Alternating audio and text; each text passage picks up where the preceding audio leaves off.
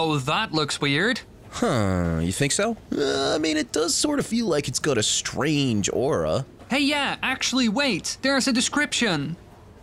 Oh, that's why. It's from the Shadow Temple.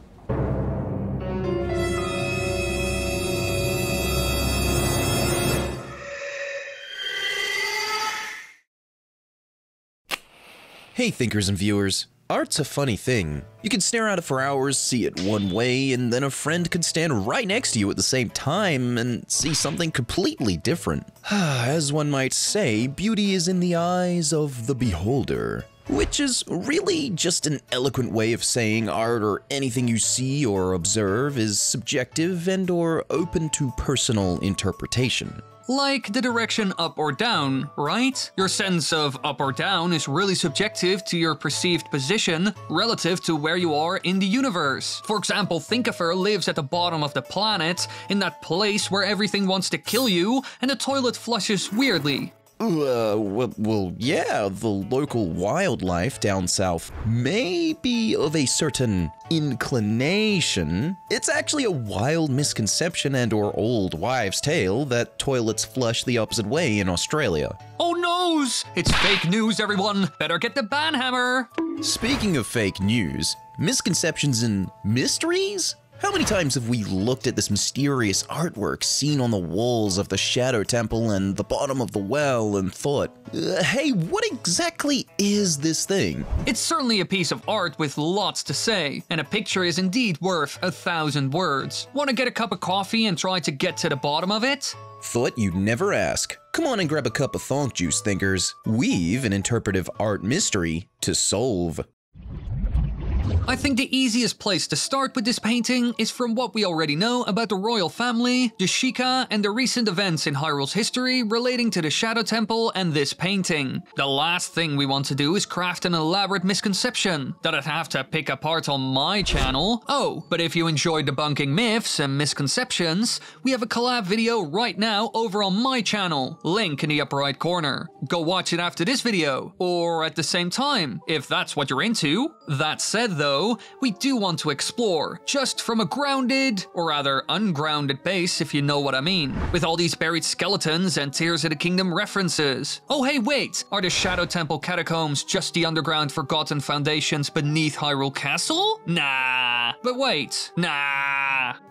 Wily? We just said that we weren't gonna go full conspiracy theory mode. Well, I guess 3 cups of thonk juice will definitely do that to you. That said, we will leave a little bit of room for some wild speculation, but maybe not at the start of the video? Huh? Oh yeah, right. So as I was saying before derailing our spooky theory, historical context. A key thing if one is to explore this particular painting's possibilities or hidden meanings, or craft any kind of theory that would involve the painting as. Regardless of your ideas and where they lead, if they have no links back to the lore, it's somewhat, difficult to really prove or give a reasonable justification for any interpretation. Even wild ideas always tie back somehow to the lore, history, and facts. So, factually we know this portrait was created and placed in the Shadow Temple. We know the Shadow Temple was utilized by the Sheikah during the Hyrulean Civil War and took place prior to Ocarina of Time. Why the Sheikah repurposed this place during this dark period of Hyrule and the royal family's history? Well, it served for a more dark but necessary purpose of a base of operations for a hidden Sheikah task force that functioned much like the secret police of Russia in the early 1900s. Now, having said all that, the purpose of this hidden society of Sheikah was pretty simple. The royal family's secret of the Triforce required safeguarding, and during the Civil War periods, the Sheikah would capture, interrogate, and torture many who would attempt to seek the Triforce, or even dare whisper anything of its existence, let alone think about it. Now, as far as the typical or classic Dungeons & Dragons alignment charts go, the Sheikah are known for their adept abilities in the arcane pursuits of magic. But they're also renowned for their stealth and intelligence, and on a cultural level, they are aligned with the benevolent goddess Hylia and are typically of a lawful good nature as far as alignments go. For a group like the Sheikah to already be servants of Hylia, policing and safeguarding her will and that of the royal families, to suddenly be given extraordinary powers within a time of warfare to give rights of inquisition at a moment's notice, well, it's a tremendous amount of sudden judicial power of authority for the Sheikah to now possess. So sudden that it's almost a given that having a secret base of operations to drag folk for inquisitions and interrogations, well, it's only a matter of time until such a strong uniform of authority escalates and snowballs towards extreme brutality and contradicts the notion of protecting and safeguarding to now oppressing. The thing is, we've seen this occur in the real world. One such occurrence being the Stanford prison experiments conducted by Dr. Zimbardo, in which a simulation of prison with guards and prisoners was enacted, and the guards, who were just actors pretending, progressively escalated over time, becoming cruel, violent, and torturesome in their use of authority. So even in a fake, yes, fake scenario, it's easy for humans with authority to become extreme and escalate, and the Sheikah themselves are no different in this slippery slope. Now, this artwork comes from an era in which the geopolitical climate of Hyrule, aka its state of affairs across borders, is a highly oppressive and invasive police state. That the Portrait of Darkness is found within the central nexus of Hyrule's secret police. It paints what could be a chilling if not harrowing time within the Sheikah's current culture. To a degree, you could literally cut the last 3 letters off and call them a cult. You know, a picture is indeed worth 1,000 words, and sometimes more. What with this script being at 3,800 odd words, I'd say this picture's bigger on the inside than the outside.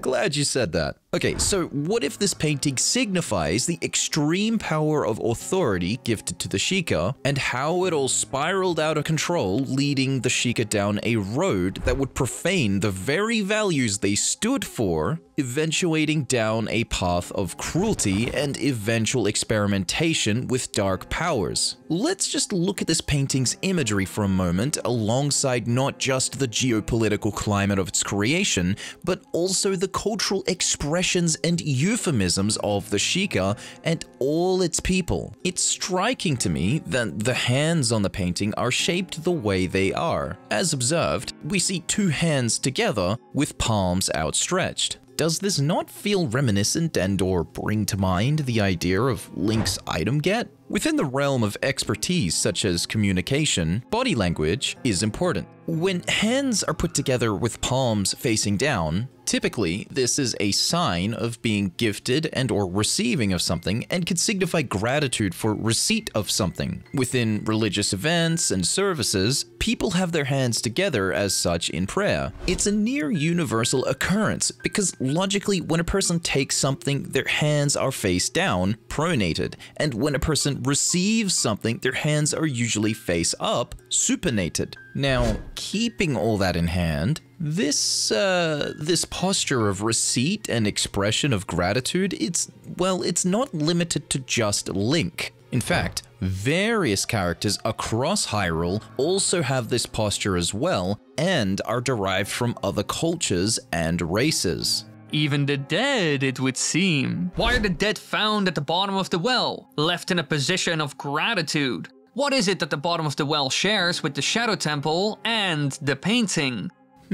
Well, they do share a place related to Bongo Bongo and the Sheikah. Also, both the Shadow Temple and the bottom of the well are a hotspot in which shadow magic gathers far more than any other place in Hyrule. Could this painting perhaps indicate the Sheikah's receipts then of not only extreme judicial authority, but also their receipt and gratitude of their dark and shadowed discoveries of power down below? When a group with ideals and power become radical in nature, you may also take out the last 3 letters of what spelt this group's culture and replace it with cult.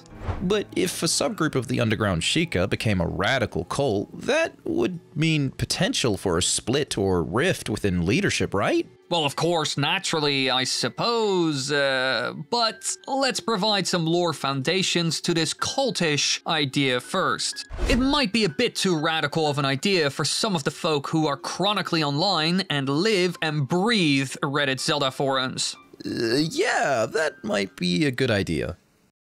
The old man draped in blue, Shikashi. A wise old man with a bit too much knowledge than he should have for an unsuspecting old man. And far too much to tell. This Sheikah clearly was involved in something back in the day, and his age, though not explicitly known, visibly he looks old enough to have been alive and old enough to have served in the Sheikah's underground affairs during the time of the Civil War. When approached by Link, who is a child born right at the end of this war and grows old enough to be 10 years of age, Shikashi reveals to the young hero in dialogue the following. A long time ago, there was a man in this village who had an eye they said could see the truth. Now usually, you have to train your mind's eye most strenuously to actually see the truth.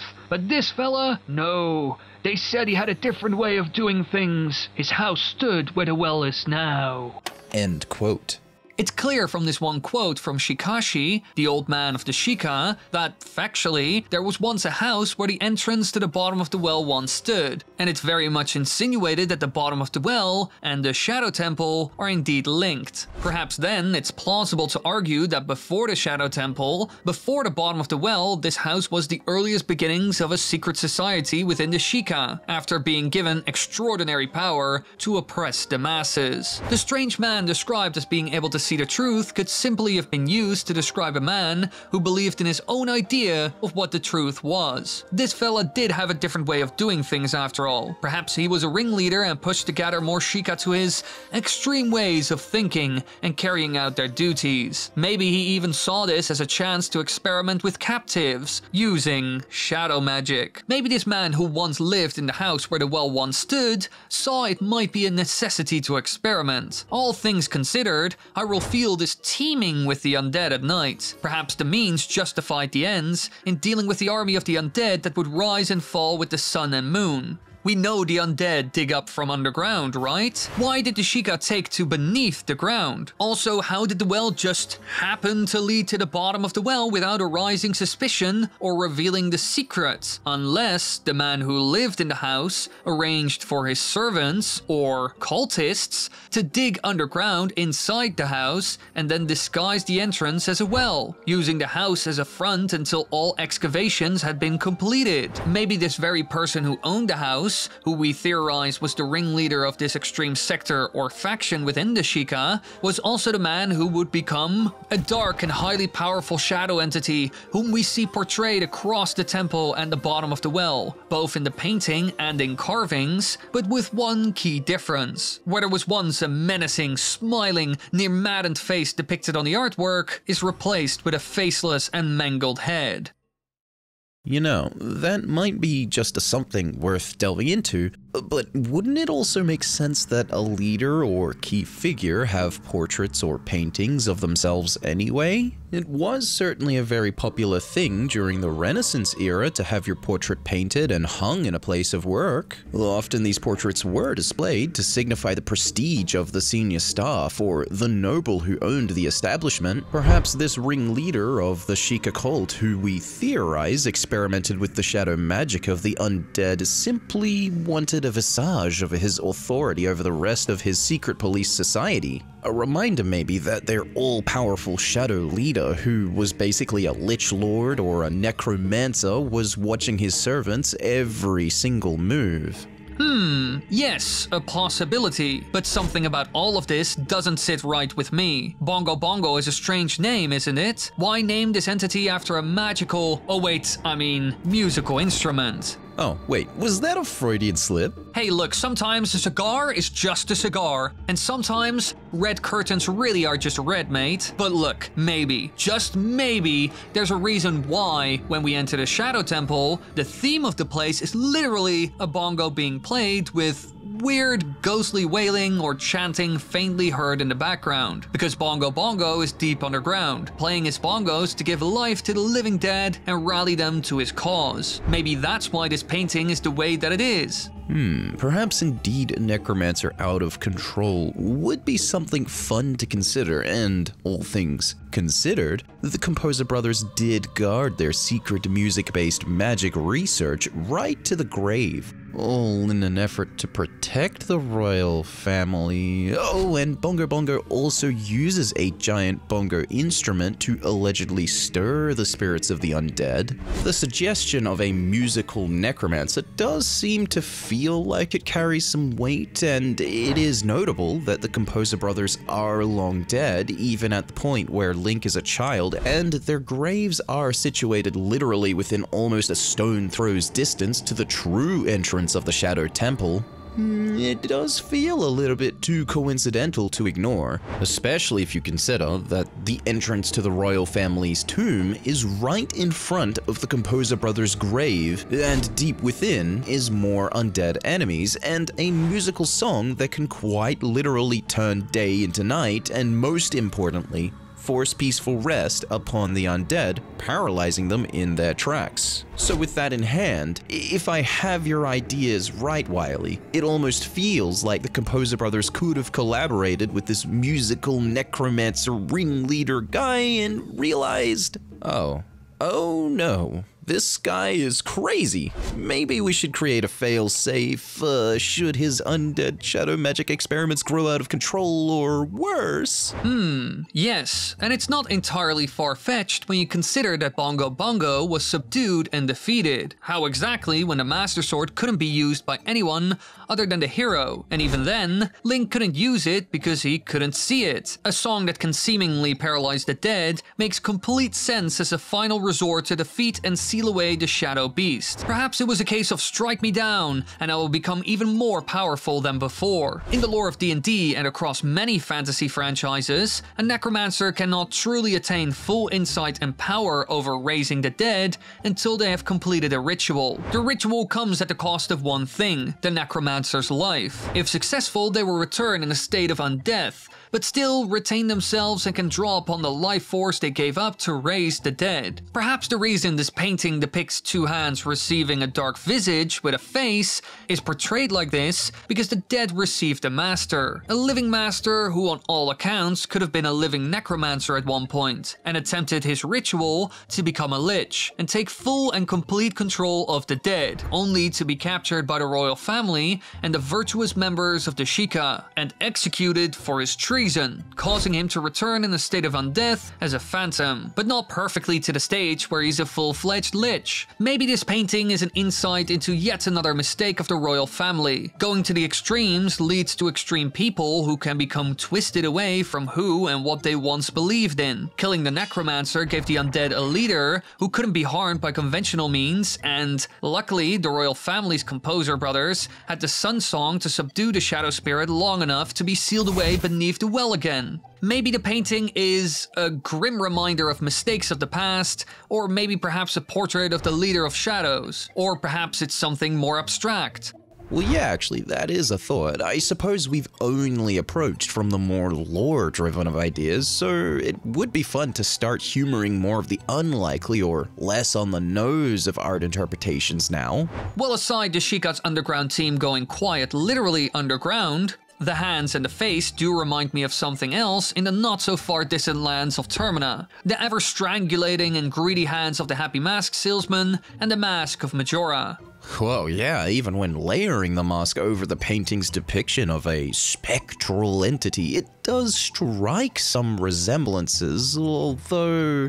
What if we took your little Sheikah underground joke from earlier and dug a little deeper off it? Okay, so hear me out. In Tears of the Kingdom, we know that deep underground, locked away for an eternity not once but twice over as history looped, is Ganondorf. It's funny to really think about, because it means that whilst there was Demon King Ganondorf locked away below the surface world of Hyrule within what can literally be described as the royal family's underground catacombs, or, well, basement I guess, is a skeleton in the closet, all whilst history plays out. What if the painting was a small little Easter egg? A small gesture from Nintendo to give us desperate Zelda theorists a bone and have us wildly speculating that maybe, just maybe, it could signify the decrepit but still alive hands of Rauru holding down and sealing the Demon King below.